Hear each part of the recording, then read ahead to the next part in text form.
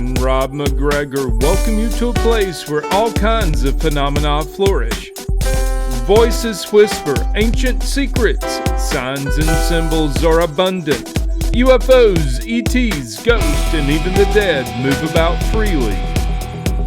Here we meet authors, researchers, and investigators of the mysterious, the strange, and of the inexplicable anomalies that surround us.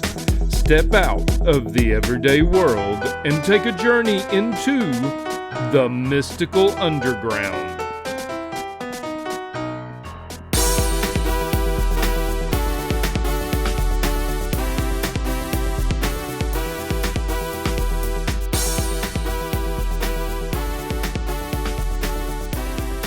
All right, we're recording, and if everybody's ready, we'll start in 3, 2, 1. Welcome to the Mystical Underground. Thank you for joining us. This is Trish McGregor and Rob McGregor. And our producer and tech magician, John Posey. You can go to themysticalunderground.com. We make regular blog posts and where you can find out about our books.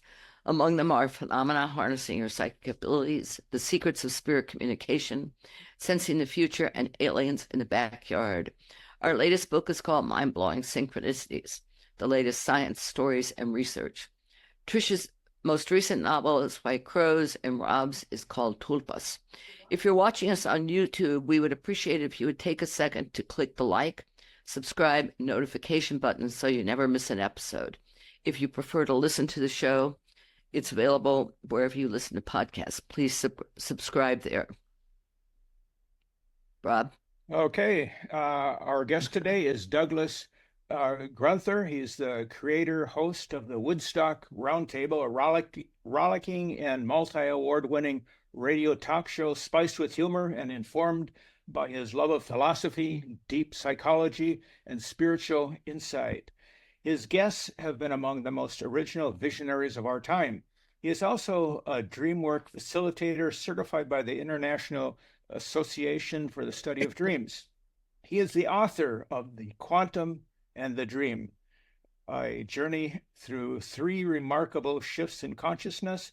For the first time in the history of evolution, 3 forms of intelligence are interacting here on Earth: human intelligence, computer intelligence, and the most influential of all, nature's intelligence. Beneath the chaos and anxiety of the 24-hour news cycle, The Quantum and the Dream demonstrates how a number of visionary thinkers, starting in the year 1900 and crossing into this new millennium, reveal underlying connections between the human mind and the patterns of nature, pointing us toward a new renaissance. Welcome, Douglas. It's great to be with you. Good to have you. Yeah, great. So your book makes a reference to the repeated reference to the phenomena of synchronicity. Can you define it for us, how you see it, and give some interesting examples? Well, it's interesting that I just heard that one of you has a book out on synchronicities. It's a fascinating concept coined by the great psychologist Carl Jung, based on an amazing experience he had, which you may be familiar with, but I'd love to repeat it. It refers to 2 or more events that are clearly not causing each other, but are so meaningfully connected they can't just be a coincidence. Mm-hmm. So Jung was convinced that there was some process in nature that he spent a good 2 decades investigating, that he felt was a gateway between the unconscious mind and the quantum level of reality.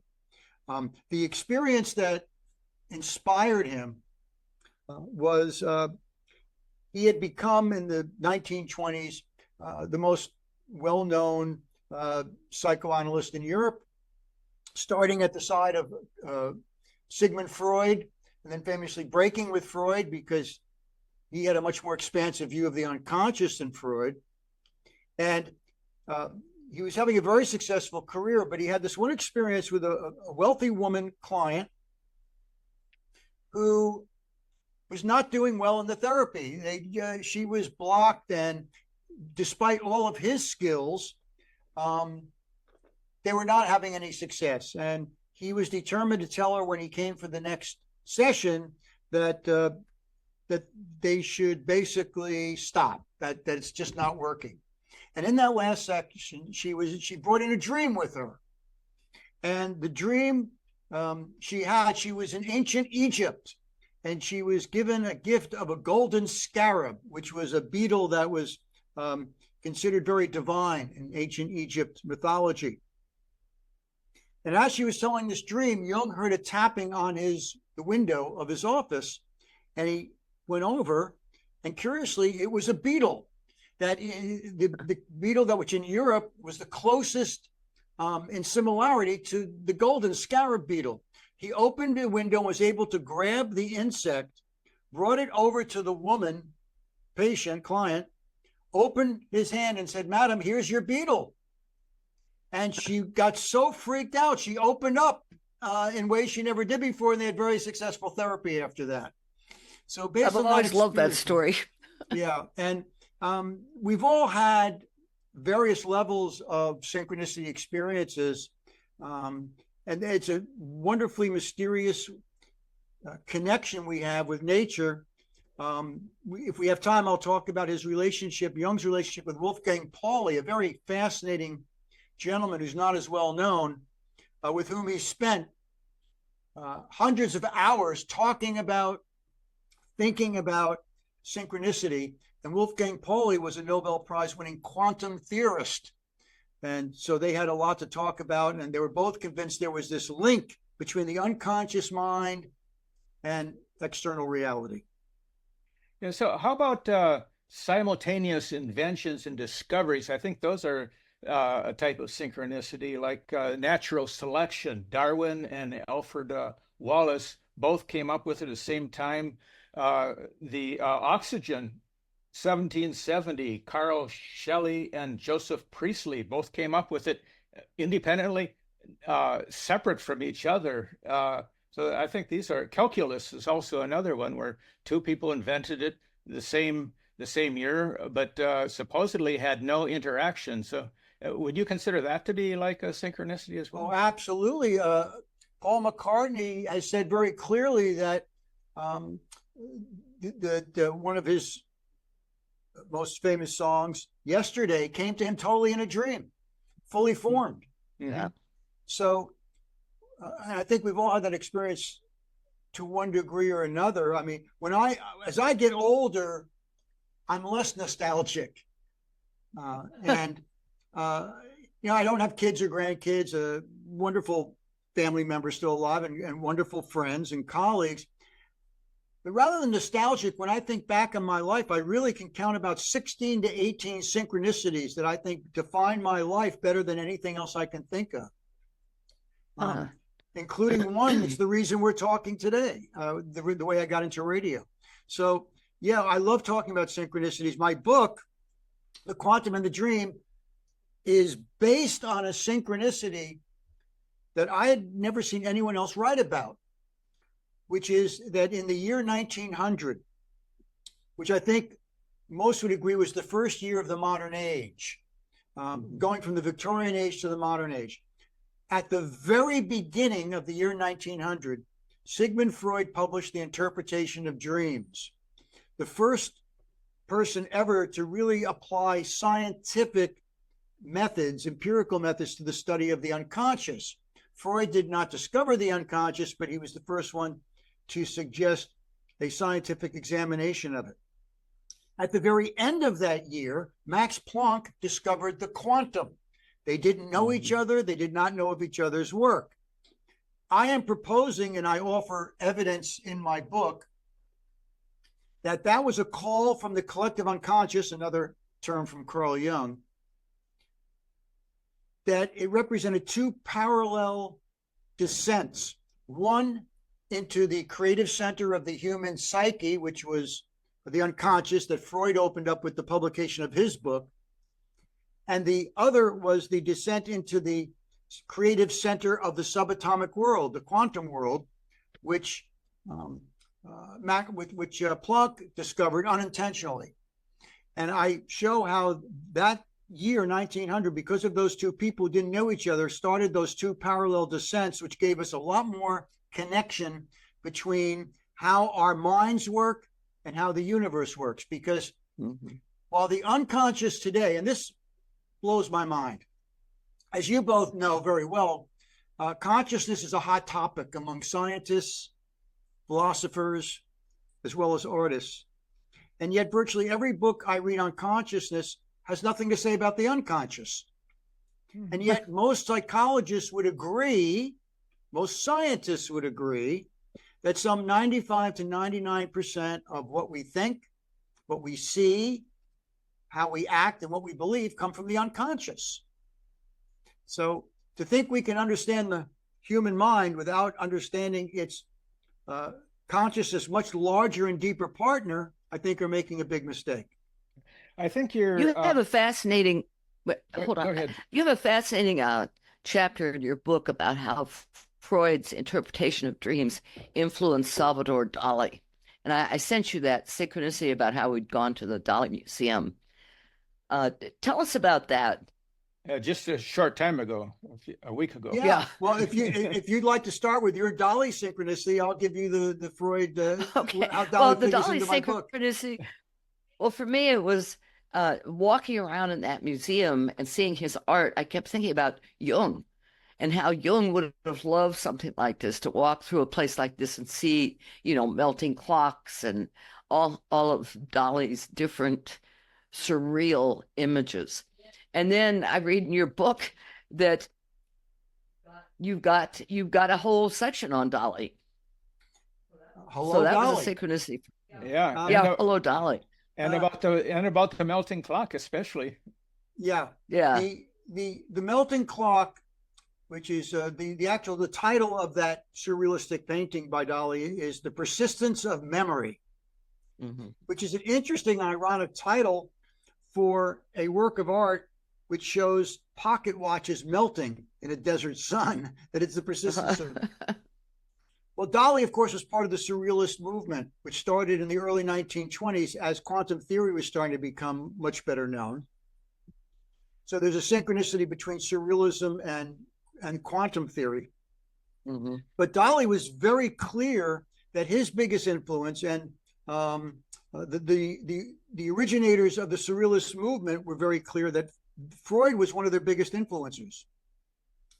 And the point I make in my book is that while Jung greatly expanded our understanding of the unconscious, because he, by talking to his clients about their dreams, and most importantly, by his own investigation of his own dreams, knew that the unconscious didn't just look back to childhood, which is what Freud's claim was, but gave us a much bigger view of the present, and in some cases, the future.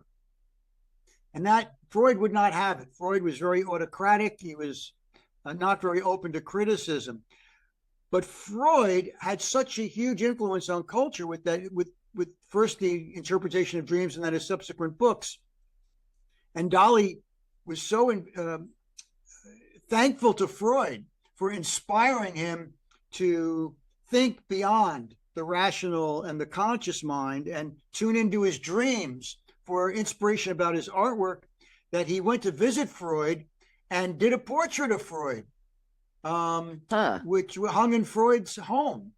So they definitely had a connection. And it's easy, I think, to see the connection between what's seemingly bizarre, I say seemingly bizarre nature of our dreams, and the bizarre nature of a lot of the surrealistic paintings and poetry that he inspired. Yeah, the double images of some of his paintings are incredible. That you see a second image with you see a picture of what appears to be several people or something going on, and then you look and you realize there's actually a face. There's actually a face there. But it takes you kind of have to blink or take a long look before it arises out of the picture to see it. And the connection here is that Dali, Freud, Jung, and interestingly enough, many of the leading scientists who discovered quantum theory, the most successful scientific theory of all time, and the reason we can talk over the World Wide Web right now without a lot of noise and hearing and a lot of really clear signals, all that's connected by the fact of people realizing that our dreams in many ways reflect reality better than what we call waking reality. And certainly the surrealist movement, led by, in many ways, Salvador Dali, speaks to not just that these dream images are interesting to look at, they have a lot to tell us about who we are and how we connect to the outside world. Yeah. I think a good example of the connection of the synchronistic collection of the psyche and quantum physics is the particle accelerator CERN. It's in its location in an underground laboratory, which is so related to the unconscious. When I was starting to write my book, The Quantum and the Dream, I knew what the basic structure was going to be. I knew I was going to write about Freud and Jung's relationship, which is fascinating, and Jung breaking from Freud and expanding our understanding of the unconscious. I knew I was going to write about quantum theory and how Niels Bohr and Werner Heisenberg and Erwin Schrödinger, Wolfgang Pauli, and Albert Einstein all stretched our understanding of what reality is. But I didn't quite know how the first shift in consciousness I talk about was going to end. And then I discovered what went on at CERN, which Rob just brought up. CERN started the year Einstein died in 1955. And it was a huge project by a number of countries in Europe and Asia to create a particle accelerator to learn more about the quantum world. And as Rob maintains, it's very much underground. And in the dream world, the underground is the unconscious. So at CERN, not only were they able to see into the quantum level of reality, but it is at that laboratory where Tim Berners-Lee single-handedly created the protocols for the World Wide Web in 1989, 1990. So to me, that was a huge historic synchronicity, that the place where quantum theory was being investigated at its deepest level was in Switzerland, not far from where Carl Jung had his office, underground. And Tim Berners-Lee comes, and because all the scientists from different countries, their computers at that time, we had an internet, but we didn't have a web because no one had figured out how they could get the computers to talk to each other and transfer information in a clean way, because they all had different computers using different types of hardware. And Tim Berners-Lee discovered it. He literally single-handedly created what we now know as the World Wide Web. The quantum level of reality has shown us that nature here on planet Earth and our universe at large is much more like an interconnected web than it is a series of individual objects. In our dream, everything is connected in a web-like way. And then to top everything off, it turns out that one of the countries participating at that laboratory, India, to celebrate the scientific discoveries, sent a huge statue of Shiva, the Hindu god of creation and destruction. Now, you might think that a scientific laboratory of the status of CERN would say, thank you for your statue of a Hindu creator and destroyer of the universe, and maybe put it somewhere obscure. No, it has a very prestigious place on the grounds of CERN.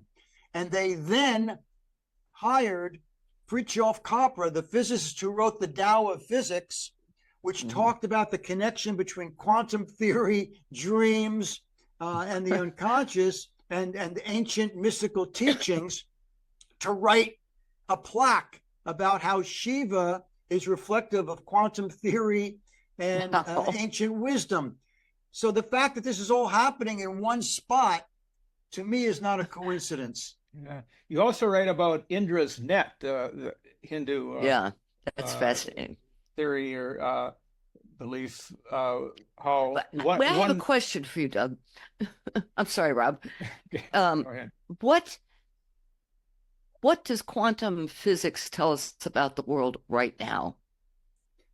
Well, that's quite a question. So I will respond to that. But first, I have to be clear that I am not a scientist or a mathematician, but I was fascinated by quantum theory, especially when I learned that, as I mentioned before, the key founders of quantum theory, Niels Bohr, called the father of quantum theory, Werner Heisenberg, Erwin Schrödinger, Wolfgang Pauli, were all fascinated by ancient spiritual teachings. That's the premise of the great book, The Tao of Physics by Fritjof Capra. Right. Okay. So my interest in quantum theory is on the philosophical, psychological, and spiritual levels. Mm-hmm. And that is relevant because and I'll get to some of the keys that frame my book, but there was a series of incredibly fascinating conferences. If I could be a fly on the wall, I would choose this period in the 1920s when once a year, these great physicists, Einstein, Bohr, all these Nobel Prize winning physicists would meet at a Solvay conference, I believe it was in Belgium, to talk about their latest discoveries and debate and converse about what it all meant. And they spent as much time, Bob and Trish, talking about the philosophical, spiritual, and psychological implications of quantum theory as they did the hard science and the math. Oh, jeez. And that's fascinating. So I'm taking what I claim is that that in the year 1900, Freud publishing a book on the unconscious and Planck discovering the quantum was the first signal from the collective unconscious of humanity that there is an affinity between the workings of the unconscious mind and the workings of the subatomic quantum realm.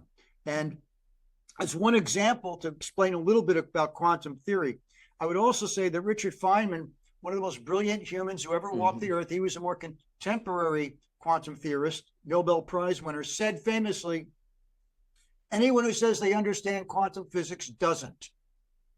And he was a Nobel Prize winner. That's how bizarre and mysterious it is. But to those who are attuned and interested in ancient Hindu mysticism, the Buddhist teaching, the Tao Ching, Zen insights, Kabbalistic teachings, Sufi teachings, Gnostic teachings, are very familiar with the fact that what we call reality, which most science calls reality, what most rational cultures call reality, is a very narrow, thin picture of what's actually going on. And what quantum theory has proven is an amazing concept called entanglement. And it was an implication of quantum theory, and it drove Einstein crazy. He said, this can't be right. It was too bizarre for Einstein. He called it spooky action at a difference. Entanglement, the implication was, based on quantum theory, it seemed to imply that any two quantum elements that connected to each other at any time and then separated were intimately connected such that if you made a change to one of those entities, the other entity would change instantaneously no matter how far apart they were. That's kind of bizarre. Well, in 1981, it was proven in a laboratory. And 2 years ago, 3 of the originators in that laboratory who showed empirically that entanglement exists got Nobel Prizes. Now, at our level of existence, right, the 5 senses we have, we don't see that entanglement the way the quantum theorists do. but it's been proven to be absolutely true. And it was, again, so it means that at the quantum level of reality, and we are all part of that reality, there's no such thing as here and there. Everything is so intimately enmeshed in a web-like connection that the best we can say is when something happens here, it's an excitation of this underlying field called the quantum field.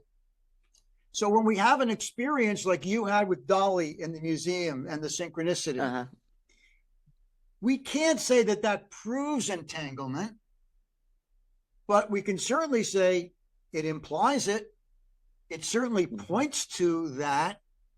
And the question becomes, you and I, the three of us are now talking, and your listeners are listening and watching over the World Wide Web.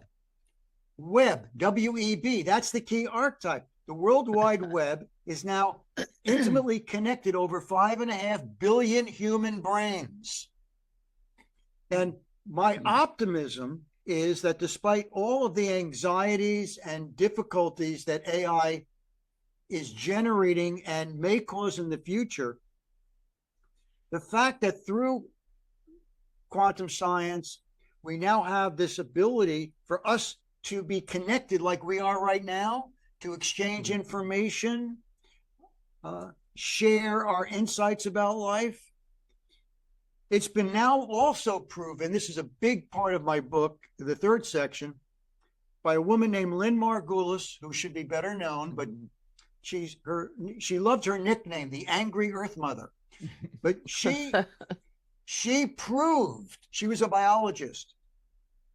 She proved a theory which was thought to be ridiculous, that microbes, those microscopic viruses and bacteria that make up most of who we are and most of what the earth is made of, that over millions of years before we ever showed up, figured out that as much as they fought with each other, ate each other, defended their territory from each other, it was when they collaborated that they made the most advances. Now, they weren't thinking this because they don't have brains, but they figured out over millions of years how to collaborate at more complex levels, which gave rise to insects, plants, reptiles, birds, mammals, and eventually us.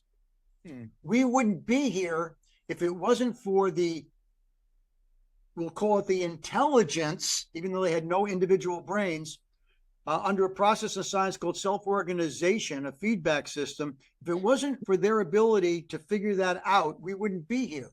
And so it shows that evolution, which I refer to as nature's intelligence, and the ultimate game we're all playing, the game of evolution. I think we're playing the game of evolutionary leap right now. Evolution is constantly pulling all entities towards novel, more complex forms of collaboration. And so it's not easy to see because on the surface, just like with those microbes, we're still fighting too many wars. We're competing at levels that are destroying, making fewer and fewer people richer and richer. We are depleting the very biosphere that keeps us alive with our fossil fuel technologies. But underneath that, there is this evolutionary pull towards more complex forms of collaboration that we are doing right now. And if we take the time to get underneath all the noise of advertisers trying to get us to buy stuff we don't need, from politicians trying to get us to vote on things that aren't in our interest, from people, bad actors who are trying to steal our identities, whatever. If we get underneath all that noise, I give examples in my book, The Quantum and the Dream, of powerful corporations that are starting to look for forms of collaboration more than forms of competition. We're seeing individuals and groups, brilliant visionaries, starting to understand that we have to learn to collaborate in more complex ways if we're going to make it through the two huge forces that are defining our age, the acceleration of AI and the acceleration of what we politely call global warming, which is having apocalyptic effects around the world already, and it's only going to accelerate. I think there's just real quick. Can I Yeah, go ahead. disembodied voice of Yep. John real quick? Who was the under recognized theorist or figure that Sure. you mentioned? The woman? No, Lynn, Wolf- yeah, Lynn Oh. Margulis, Margulis. Okay, I just wanted to capture that because playing the part of the listener, might want to go and look her up. Yep. But without the listener, it wouldn't make sense for us to be talking. Yeah. But all of these things you're talking about are right brain creativity versus left brain, which is would be more of the mainstream science. So I have a cousin who is a quantum physicist, and I've tried to talk to him about like the Tao of physics, and has no interest in the written stuff about physics. He's more of the person who fits the phrase that you use, shut up and calculate. So there is that kind of counter force The that's out there. counterintuitive. Yeah, in science and in the everyday world. There's like the rebels now are seen as who the people who are rebels are not for change, they're for more counter-revolutionary, I would think, reactionary times. And I'm wondering about Shiva, this god of destruction. Do we have to go through this destruction process before we reach the new Renaissance? Yes, and that's the way it's always been. First of all, Shiva, Fritjof Capra, who wrote the language on CERN at the laboratory about Shiva, the Hindus were picking up on a quantum level understanding that for the universe to exist, there needs to be this relationship between matter and antimatter. The universe, and therefore here on Earth, is a constant interplay of creation and destruction. Every month, every 30 days or so, the microbes in our bodies completely change. We are constantly creating and destroying, otherwise we wouldn't exist. And so Shiva as the creator and destroyer of the universe, is really a metaphor for the way the universe actually works scientifically. But to get to the point you're making, Rob, is I'm calling for a new Renaissance, and I start my book by saying a new Renaissance, big question mark. Are you kidding? With all the anger and with all the disruption going on around the world between climate change and political fights and wars. Mm-hmm. And the point I make is, let's use as a model the Italian Renaissance, because we all agree that it was an amazing Renaissance. Well, the main instigator, the main inducement, stimulant for creating this amazing Renaissance was the Black Plague of the 14th century that was on its way to killing over 1/3 of Europe, rich and poor alike, and they didn't know the cause of it. It turned out to be rats that were carrying a virus. And so Italian visionary thinkers who lived in walled cities, so they were a little more protected, there weren't as many rats running around, they realized that humanity might be ending. And it inspired them. They also knew that the church during the so-called Middle Ages, the Dark Ages, had buried manuscripts of Greek wisdom in catacombs in monasteries. And so they sought these out, and they said, if humanity is going to end, we at least need to discover the wisdom of our ancestors and think about what life has been about. And so the Black Plague was a crucial part of the Renaissance. It was the inspiration. Now, I put forth this question in my book. If our ancestors in the 14th to 16th centuries, in the midst of a plague that made COVID look like a mosquito bite, if they when less than 1% of the citizens in Italy were even literate. Mhm. When Wow. the fastest way to communicate new ideas in print was to have a scribe hand copy a book. If they could create a renaissance, and we, with 5.5 billion of us connected, our brains connected by a World Wide Web, if we can't, that's not AI's fault, that's ours. Mhm. Interesting. Yeah, that is.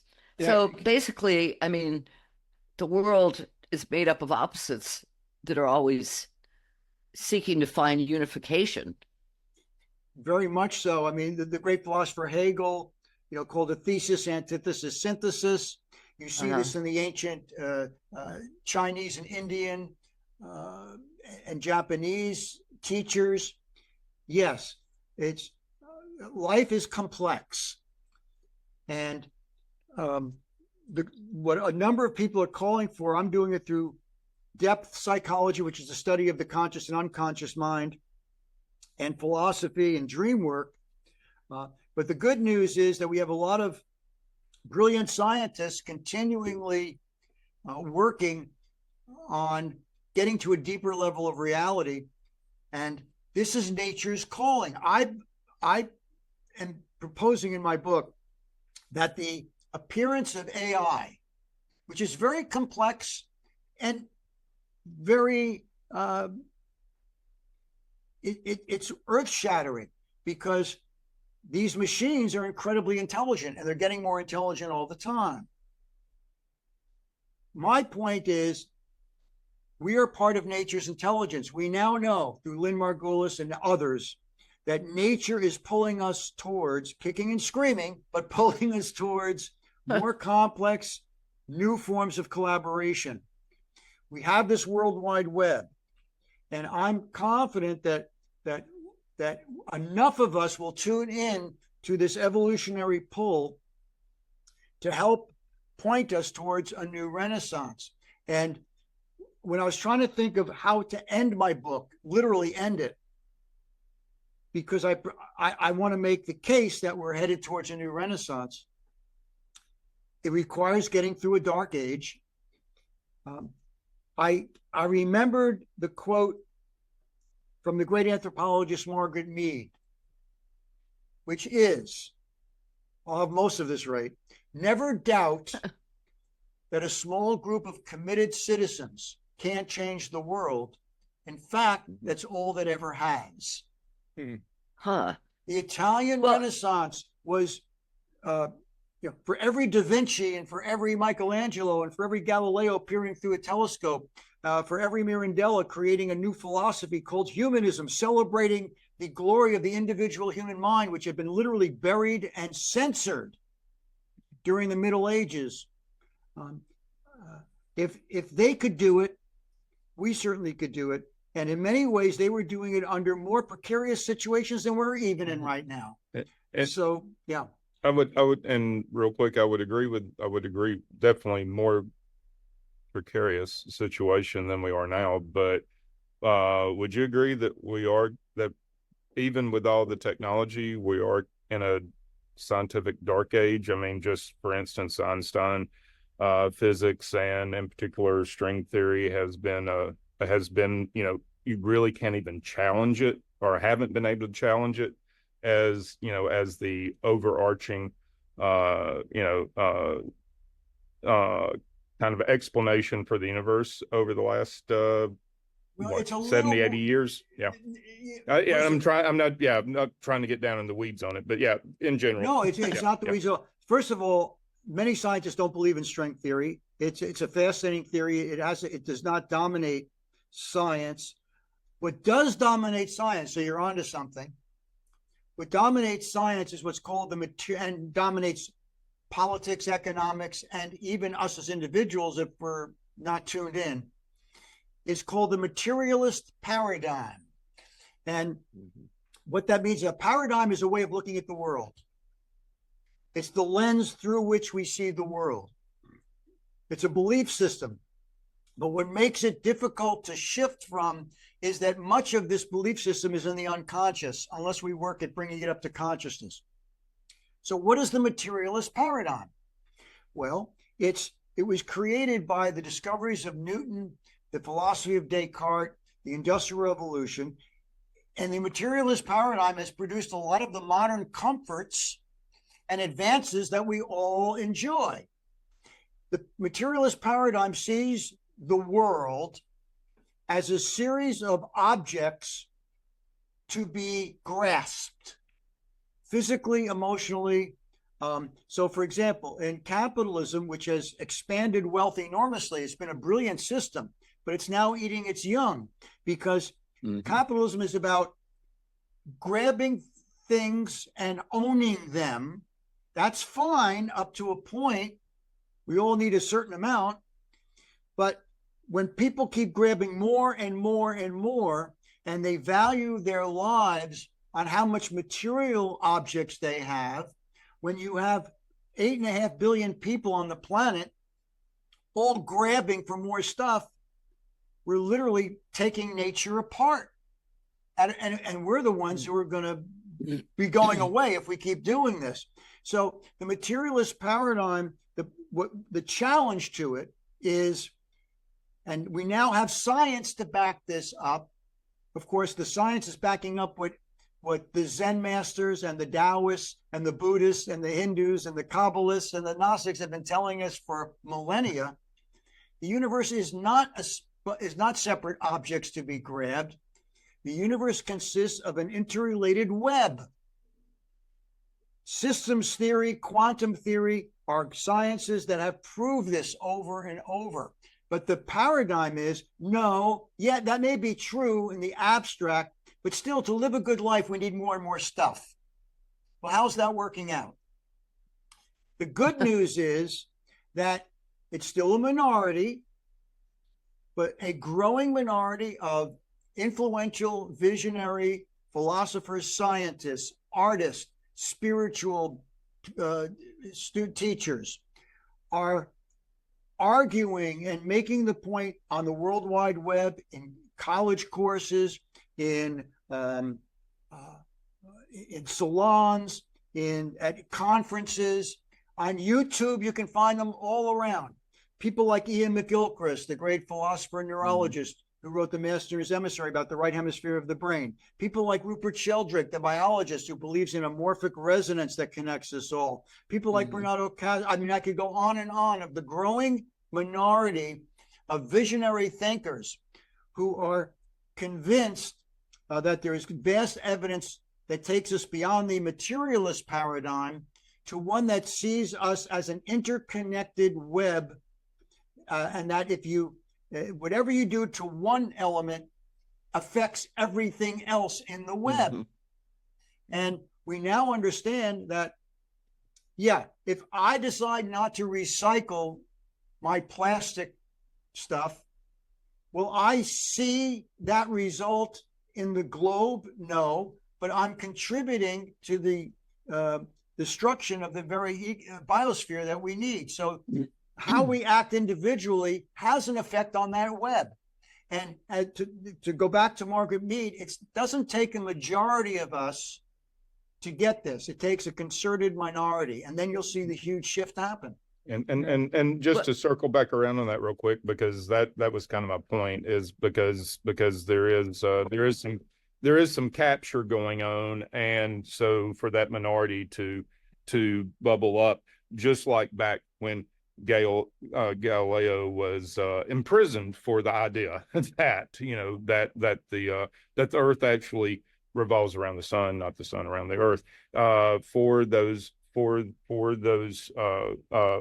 thinkers to how do they punch through the capture on the institutions and everything using this technology to do that, I would think. But anyway. Yeah. See, what's bad? I mean, look back to what the Catholic Church, it took them 350 years to forgive Galileo for speaking out about what he saw, what he felt was true scientifically.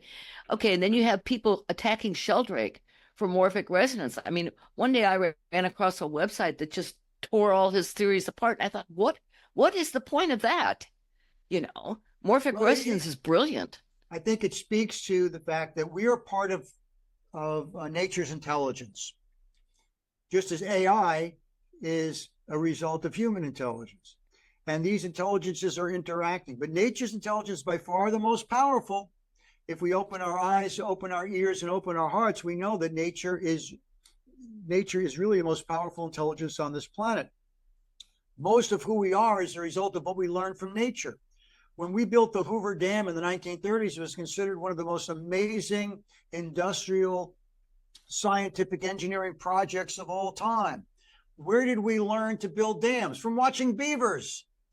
And in my book, I discovered this through researching my book, a group called Unanimous AI, which is coming up with computer algorithms that help humans at various computers create what's called hive intelligence.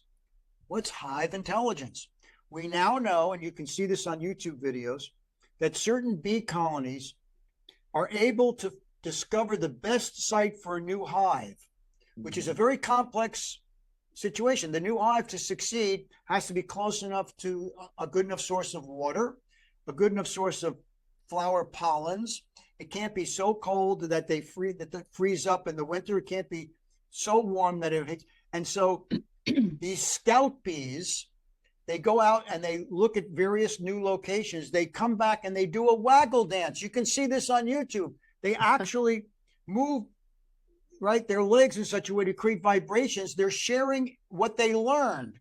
And through that interaction, they are more successful than the best human corporations at finding a new home for themselves. It's a huge project. It's analogous to a corporation saying, all right, we need to come up with a new way of doing things. And nature is incredibly intelligent. We now know that trees and plants communicate with each other physically through their roots. So the more we learn, the more we realize that we are part of nature's intelligence, but we've been taught that we are separate from nature, and our goal is to take as much as we can to live a good life. Mm-hmm. That has put us in the precarious situation we're in. And a growing minority of people are starting to realize it. Will enough of us realize it in time? Stay tuned. We'll see. Yeah. How about the masses of birds in flight that make sudden movements all simultaneous? Maneuver. Right. How is that interaction going among those birds? How do they know? I'm not a biologist, but Rupert Sheldrake would say it's morphic resonance. Clearly, it's not. They couldn't be seeing each other or hearing each other closely enough to make that drastic a move in that short amount of time. Somehow, my understanding is that there are vibrations that they pick up from the earth that create something. We know what the process is called: self-organization, which is a series of feedback loops, right? So one way to think about it is, when you scheduled me to be on your wonderful podcast, we both had a pretty good idea what we were going to talk about, but we didn't know exactly where it was going to go or where it might want to lead to. That's a result of the feedback that, by listening to each other, by thinking about what we're each saying, affects the conversation, right? We didn't script this. That's a very simple example of a feedback loop. And we now know from scientific evidence that the reason that birds can fly, hundreds of them, without crashing into each other and make turns all at once as if they're one seamless web. We see this in the ocean with schools of fish. There's a reason we call them schools of fish, right? There's an amazing intelligence there that has to do with connecting to patterns. And one of the things that I love to say is that probably the most important quality of the human mind is to detect deep patterns in nature, just as birds and bees do. And this requires getting beyond the materialist paradigm and tuning into the reality that evolution is constantly seeking collaboration underneath the surface of all the fighting and competition and warfare, which is also part of nature. I think those birds, in a sense, are sending us a message about patterns and how it can reflect in our own lives as humans. Well, one time, Rob, we were headed to Al's place and we were going in the wrong direction. Remember that? Right, yeah. And I have no sense of direction, so, but I felt it was wrong. I said, "We're not headed to the Keys. This is the wrong direction." Rob said, "Oh, nah, you don't have any sense of direction." All of a sudden, these birds, I mean, there was a whole flock. They suddenly turned direction. I thought, there it is. Yeah, that's what we're supposed to do. Crossing right in front of our path as we're driving and heading the other direction. So that was a big synchronicity. I mean, that's the interaction between nature and man. Yes, and it's also my proposal that not only is nature teaching us if we are willing to watch and learn, I feel strongly that artificial intelligence, computer intelligence, has emerged in the 21st century as another mirror. The reason I'm optimistic about AI, despite the fact, and I point out in my book, there are a lot of serious concerns about it. But I'm optimistic because I feel that AI is nature's way of holding up a mirror to us and saying, humans, you're going to have to go a little deeper into what it means to be a human being. Because we used to think that our basic strength was what? To access information, analyze it, and put it together in new ways that other animals can't. And that was true for a long period of time. But anyone paying attention knows that already AI, computer intelligence, is better than we are at that. Mm-hmm. Computers are already infinitely better at accessing information, breaking it down, and putting it together in new ways. That's reflective of the left hemisphere of the human brain, which is the part of the brain that our educational system celebrates and our cultural system celebrate. The right hemisphere of the human brain, and this is laboratory evidence as much as you want, the right hemisphere of the human brain is larger than the left, it is more intricately wired than the left. Mm-hmm. And whereas the left hemisphere of the human brain is wired to see the world as objects that can be broken down into simpler parts to understand, like a watchmaker taking a watch apart and understanding the individual parts, the right hemisphere understands the world holistically, intuitively. It gets that you can't separate things and understand them as completely as getting a feel for how the whole system works. It's the right hemisphere of the brain where dreams first come into our conscious awareness. It's the right hemisphere of the brain where we get intuitive leaps of understanding. It's the right hemisphere of the brain where we have imaginative thought experiments, like Einstein thought about chasing a light beam and reflecting on a dream he had when he was 11, and he makes it very clear those two experiences were the reason he discovered relativity. That's the right hemisphere of the human brain. And yet science still celebrates the left over the right. But we're slowly catching up. What do you think that Marshall McLuhan would say about AI? He had a lot to say before he died, and he died the same year the first personal computer came out. He anticipated it. Marshall McLuhan was known as, his nickname was the Oracle of the Electronic Age, one of the most fascinating, important thinkers of the 20th century, but he was a trickster. He was more like a also Zen an master. Archetype. Yeah, he was more a Zen master type than a typical philosopher professor. He was a professor of media, and he taught us more about how new media rewire the human brain and take time to adjust to. And McLuhan anticipated the personal computer. In fact, Steve Jobs and many of the other folks that were tinkering in garages in the 1970s with computers consulted with McLuhan because they knew he understood this. McLuhan famously talked about the global village that TV was creating. It's now known that the event that was most responsible for ending the Vietnam War were the television pictures of napalm destroying a village and a naked Vietnamese girl, running in fear. Right. And that one image did as much to end the Vietnam War. That's the global village. Okay, that wasn't available before. I think even McLuhan, who died in 1980 and understood a lot of this, and I still read him and I celebrate him in my book because a lot of his quotes are as relevant for us today as they were 40, 50 years ago. I think even he would be amazed at how we now have 5.5 billion brains and counting connected to this global village, and some of the remarkable advances we're making in communicating with each other in a collaborative way. The most popular historian on the planet is Yuval Noah Harari, who wrote *Sapiens*. And his latest book is very negative about AI, and he presents some very good arguments.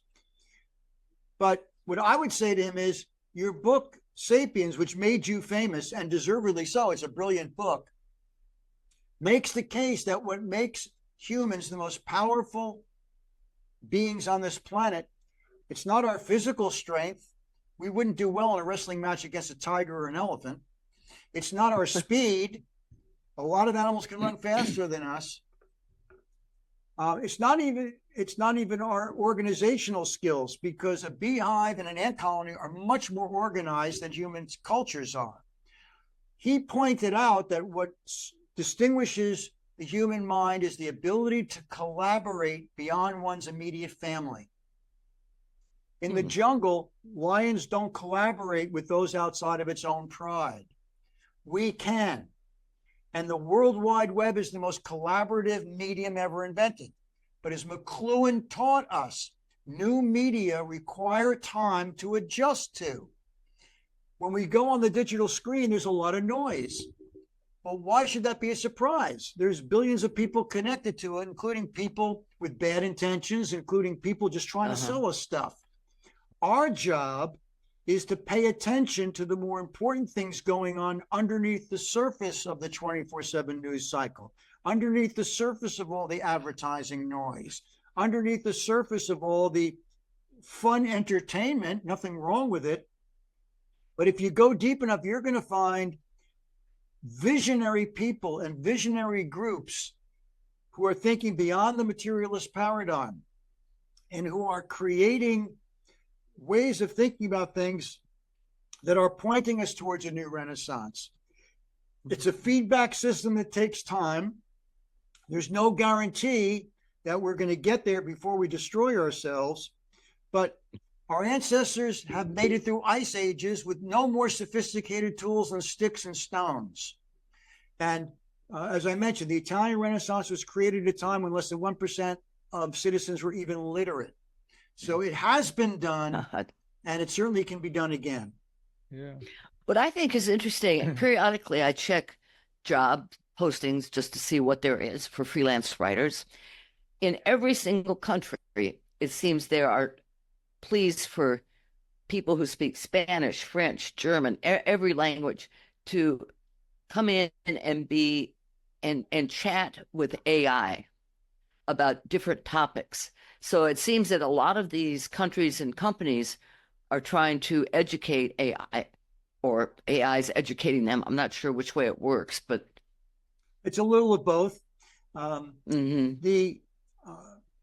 It's a very tricky thing.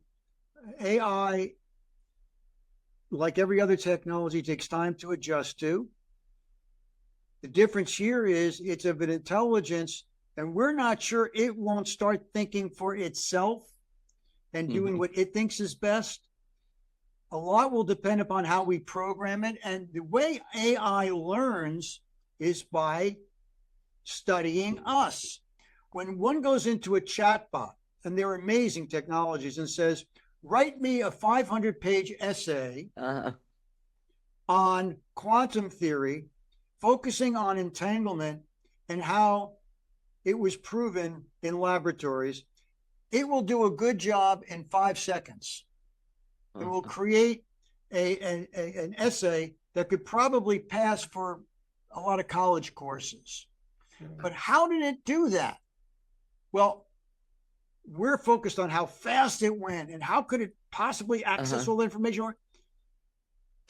But it's learning, it's taking its information from reading what humans have discovered about quantum theory and collaboration, et cetera. So AI, it learns by studying us. And if we do it right, we will see AI not as a threat, but as a collaborator, because it already is thinking in faster and more effective ways than the left hemisphere of our brain can, which, if we do it right, will free us up to focus more in the right hemisphere of the brain. And this is not hard to do. I talk about it in my book, The Quantum in the Dream. You can do it through paying attention to your dreams, paying attention to synchronicities, using your intuition more. A real simple one. Let's say you go to a certain place the same way every time. Go a different way and notice what comes up. That very act alone starts to open us up to new ways of getting information. And the left hemisphere of the brain is never happy if it's being asked to think about something it can't know will get to a certain clear conclusion. The right hemisphere is thrilled to just play with ideas. Let's see what happens. Nothing's too crazy. So the left hemisphere can be creative, but it can't get beyond its own fear and clear territory. It can't function unless it feels it can get certain about an answer. And to get to a new renaissance, we need to be more in the right hemisphere, which has always been that part of the brain that can see the future. McLuhan, they kept saying to Marshall McLuhan, you were right about this 5 years ago. You're right about this 8 years ago. He says, I'm just thinking in the right hemisphere of my brain. So the more we can learn about the right hemisphere, and we're not going to learn a lot about it in our educational system, which is still primarily focused on the left, but through the digital screen, we can learn all we need to know. And there are wonderful books out there, hundreds and hundreds of books on this that people can read and start to play with. I call the right hemisphere the ultimate playground for visionary ideas. It's not only an important part of our brain, I think it's the most fun part. Douglas, we're coming to the end of our hour, actually over a little bit. We were supposed to start at 2, but we're all together ahead of time. So we started, I looked at the clock as 1:37. And 1:37, yes. Yeah, exactly. And you mentioned Wolfgang Pauli early in our conversation, and he had a very strong interest in that number 137. Can you good reason? Can you talk a little bit about Wolfgang Pauli as we just come to our conclusion here? You notice I like nicknames, right? Lynn Margulis was the Angry Earth Mother. Yeah. Wolfgang Pauli was the scourge of God because he couldn't stand wrong answers, and he would, with his students, he was very critical. But he was a brilliant guy. And how brilliant was Wolfgang Pauli? Well, how about Albert Einstein nominated him for a Nobel Prize in quantum theory? That looks pretty good on your resume. Right. Yeah, really. But as brilliant as Pauli was in helping to discover quantum theory, he had a very turbulent inner life, and he was literally falling apart emotionally. And his father suggested he seek out Carl Jung, the great psychologist. And eventually, Pauli remembered remembered an amazing amount of dreams. And he would meet with Jung to talk about his dreams, to try to get a sense of getting his life back. Jung was fascinated with quantum theory. So they started developing a personal relationship. They would get together 3 or 4 times a year. They would constantly write to each other because they were convinced that, as I started our conversation, Pauli from the quantum level, Jung from the unconscious psychological level, they were convinced there was a connection between those two. They were called crazy, and maybe they were. Maybe we need a little crazy. But here are the two most brilliant minds. And Paulie had this amazing dream of a world clock that Dolly. that synchronized everything. And I point out in my book that Paulie started meeting with Jung the same year that Paulie produced the famous persistence of memory with the melting watches. But what I point out, it's like doing dream analysis, which I'm certified in. You say, well, what's the connection? Why are the watches melting, being destroyed, if you will, in one dream and being extolled as a way of understanding the world in another? Because the watches in Dolly's painting are pocket watches. Pocket watches are for individuals telling time for their individual sense. Paulie's dream was about a world clock which connected everything together.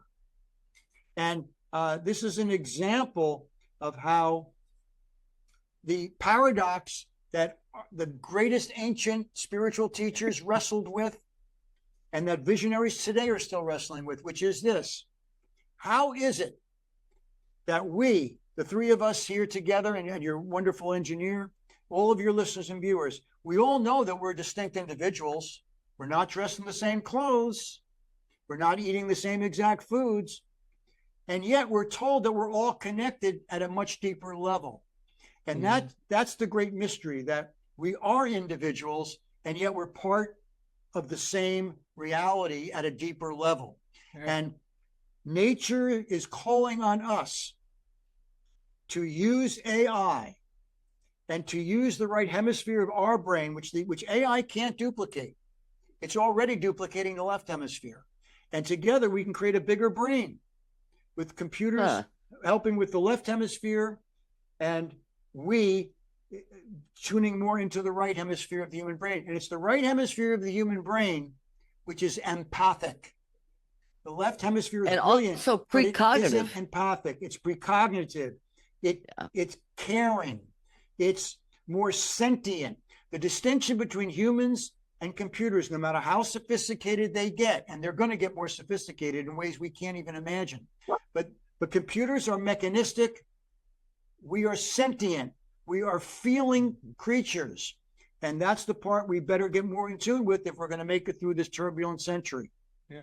I just want to make one more comment about Wolfgang Pauli, that he had a Shiva element about his psyche. He would go into laboratories and it was telekinetic. Would break, and he was actually banned from some laboratories because of the disruption that he seemed to cause. And they would write about it and say, well, this couldn't actually be, but actually this does happen. And then at one time, there was something happened in a laboratory that destroyed an experiment, and one of the scientists said, well, at least Wolfgang Pauli wasn't here. But at that time, he was on a train that was stopped in the same town at a location closest to that laboratory when that happened. So, yeah, and maybe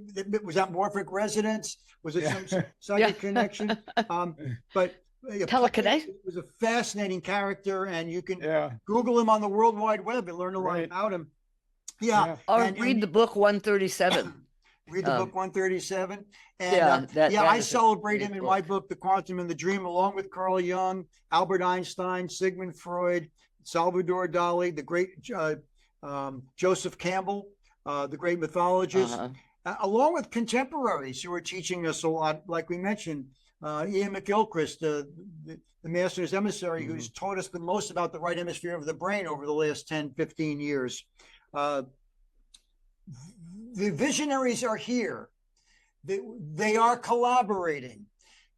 There are thousands of conversations like the ones we've been fortunate to have right now. These are going on. It's our job to pay attention to what's important, because it's easy to get caught up in all the noise and all the come-ons. That's our task. What are we paying attention to? because the cost is going to be quite great, either for good or for bad. Okay, thank you Oh, very wow. much. This has been great. Yeah, great talking to you, Douglas. Well, tell people, please, Doug, where they can find your books.